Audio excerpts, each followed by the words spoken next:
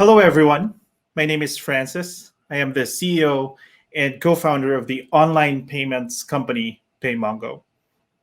I am privileged to speak to you today as we celebrate the spirit of entrepreneurship and highlight our successes, hopes, and ambitions as a Filipino entrepreneurial community. Today, I'm going to talk about how we can together build a future, my views on what people should work on, how to further foster entrepreneurship in our country, and my fair share of failures and successes in building our company. This keynote is by no means a prediction of what the future might look like or any advice on your investment or financial strategies. Instead, I hope to share some of my insights on how we can together build something useful and collectively strengthen our community. I'd like to take you back about 10 years ago. I was around 16, just starting out my college life at MIT in Boston. It was my first time leaving the country and going to school tens of thousands of miles away from home. It was arguably the hardest and also the most enlightening 4 years of my life. It's where I met the smartest and the most passionate group of people, many of them succeeding in their fields of expertise today, from government to science, and even to starting billion-dollar companies.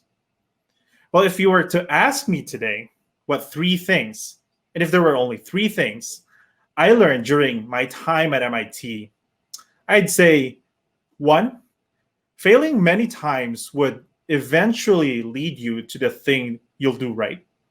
Second, the power of the collective is stronger than the strength of the individual.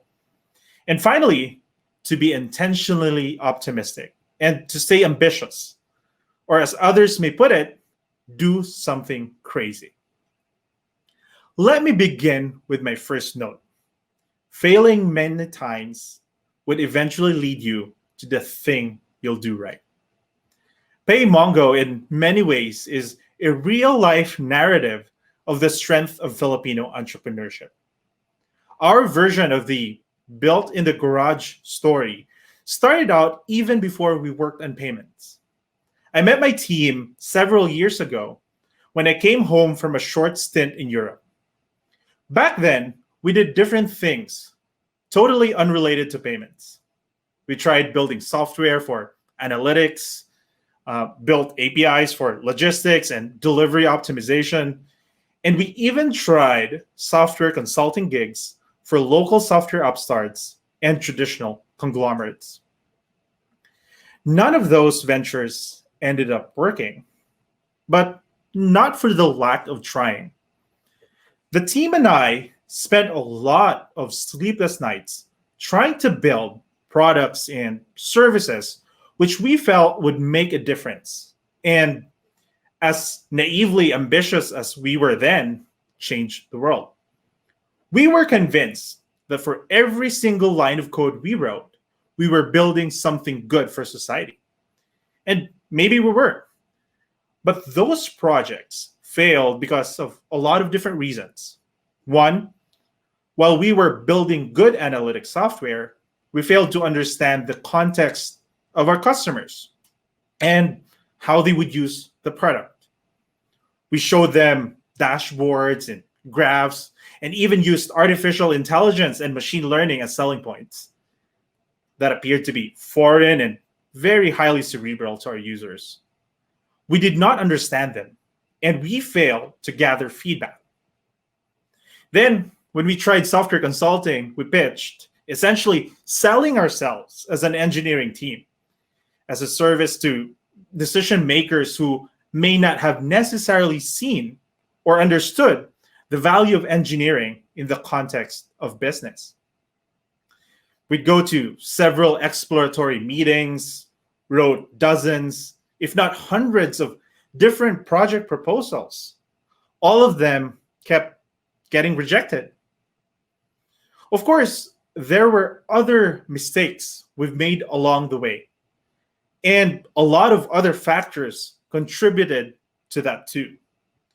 But one thing was apparent: all these failures and rejections taught us important lessons of building software products, and it allowed us to reframe our ambitions. What those failures did not do, however, is to discourage us from becoming more passionate about our craft. Now, you might imagine PayMongo starting out as this eureka moment during one of those tireless nights. But it wasn't. As they say, invention is the mother of all necessity. As our team was struggling to make ends meet, with barely a month left to pay for our engineers and with thousands of dollars in debt, we had to regroup and decide to build a product that met the intersection of, one, what we were good at, what we were passionate about, and what could potentially make the biggest impact in the community. We had a lot of different ideas then, but one thing stood out: payments. After trying to launch different businesses online before, we always had this struggle of getting a payment platform into our own system. So we decided, why not solve for it? I guess then we were naive enough to think that we can change finance. The days after that were about risking everything. After all, there was only little left between moving forward and completely shutting the team down. We started talking to potential users, wrote the first few lines of code, knocked on the doors of financial partners, and at the last minute, we applied to Y Combinator. Getting into YC was never the goal. In fact, we did not keep our expectations up.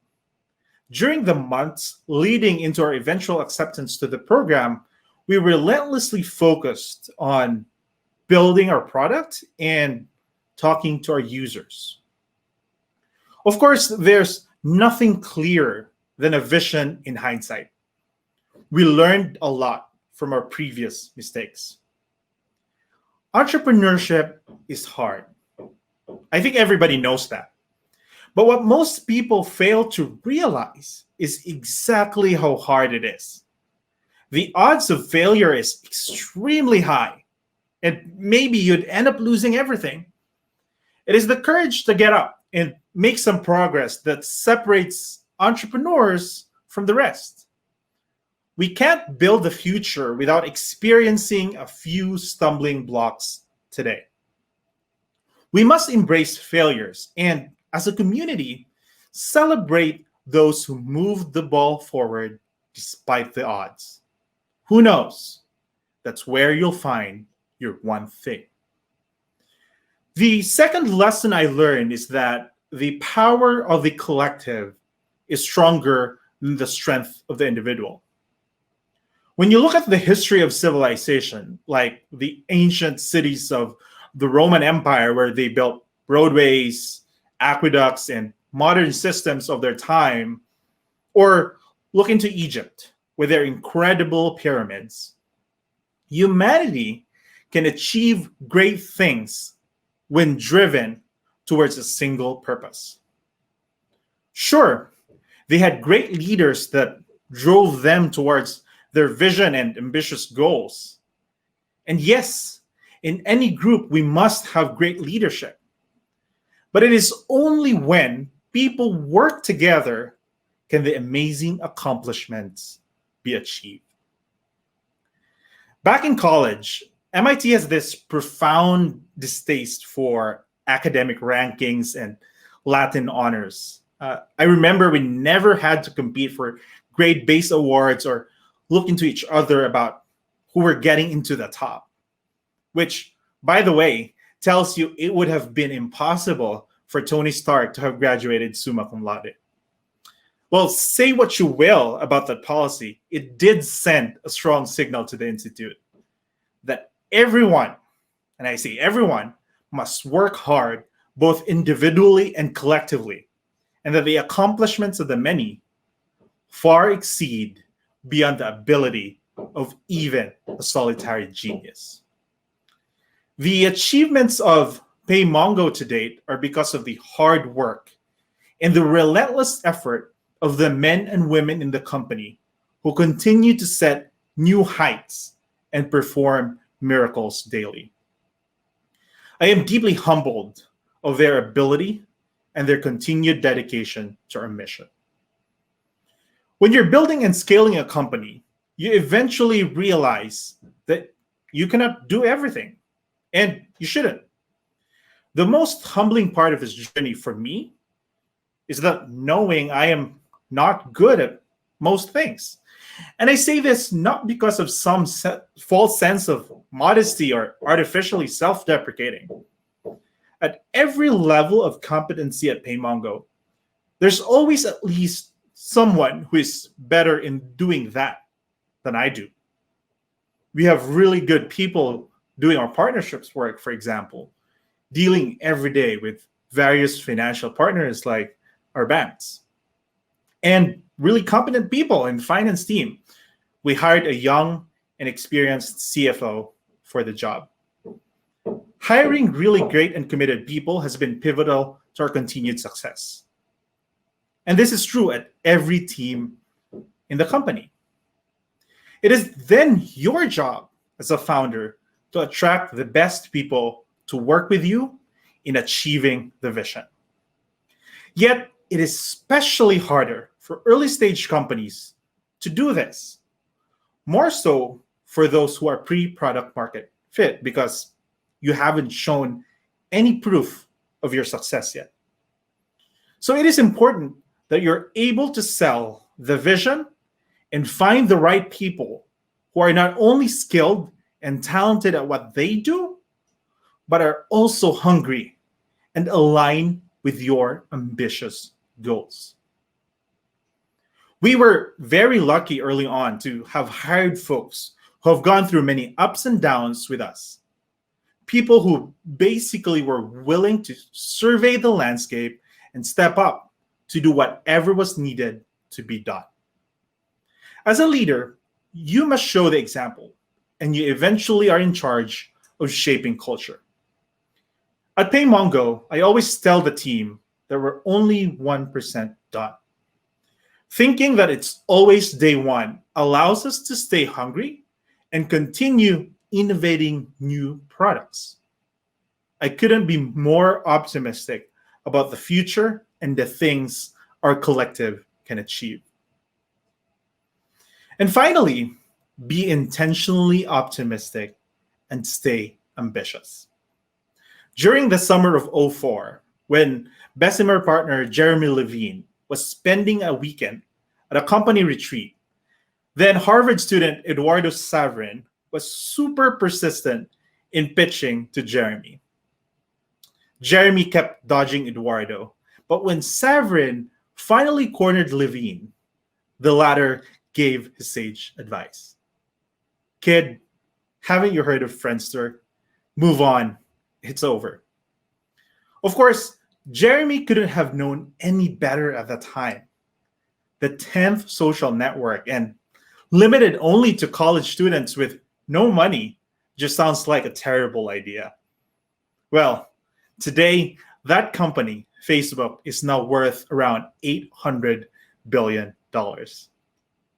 We often romanticize the idea that a certain group of people, and maybe including ourselves, have a good sense of what might happen in the future.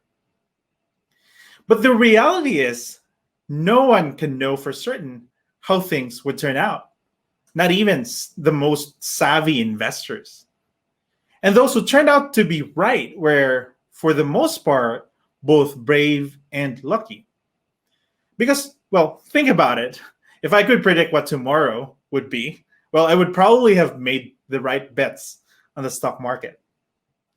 The best ideas almost often look terrible at the beginning. And, well, that's actually a good thing. If they sounded brilliant, then others might have already been working on your idea. So Most of the people you talk about your company will either be skeptical or outright reject it. Behind all the press we get about PayMongo's fundraise and growth, were several rejections we received in the process of getting here. The usual ending of many of our earlier pitches, and I remember this fully, were it's too early for us, we don't think it's the right fit for now, or perhaps you've heard the usual, let us know how we can be helpful in the meantime. When you're running a startup, you need to be optimistic. Better yet, be intentionally optimistic. Things will constantly be on fire, and you can probably think of a million reasons to believe that you will fail. So you need to have the conviction in what you believe in and ignore all the naysayers. Now, that might sound trivial, but this is the hard part. If you end up succeeding, people will think you were right on staying true to your conviction despite all the odds. The flip side of it is, well, people think you're crazy. So be crazy. I am convinced that the best way to make an impact to our community, our country, is to start your own startup. Running a company is the best way to build the future. The exciting thing now is that we probably have more tailwinds today, more than ever before. So I encourage everyone to find that one thing you're really good at, you really care about, and you can make the biggest impact. I am bullish about our Philippine startup community.